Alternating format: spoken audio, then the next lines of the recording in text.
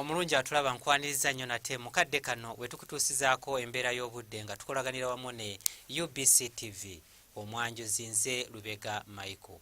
Wabaddewo okukendeera mu nkuba mu bitundu by'eggwanga ebisinga obungi era bwe tutunuulira ku bifaananyi ebyo ebikubiddwa ku ggwanga lyaffe mu biseera eby'okumakya bitulaga nga ebitundu by'eggwanga ebisinga obungi akasana kakedde kwaka so nga ate mu biseera eby'olweggulo tulaba ebitundu ebyo ebiri mu bugwanjuba bw'eggwanga lyaffe obudde bubadde bwa kiddedde.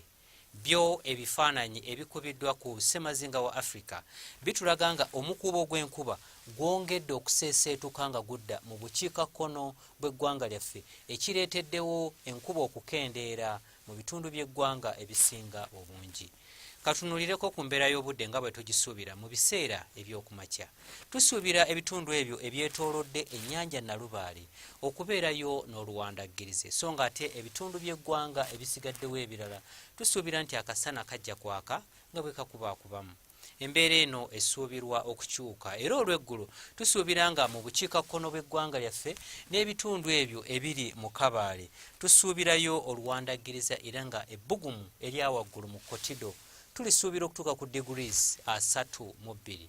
Kampala n'emiriraano tusuubira ebbugumu okutuuka ku degrees 29 ate olwo yo mu nsozi ez'e Kabaale tusuubira ebbugumu okutuuka ku degrees 26.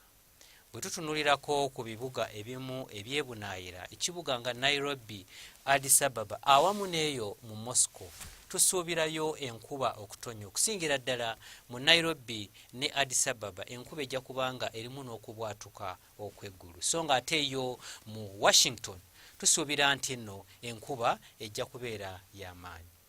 Ebyo bye tusobodde okujjira mu kitongole ky'eggwanga ekivunaanyizibwa ku mbeera z'obudde nga tukolaganira wamu ne UBC TV n'olunaku lw'enkya tulindirire mu budde bwe bumu okutuusaako embeera y'obudde nze Lubega Michael.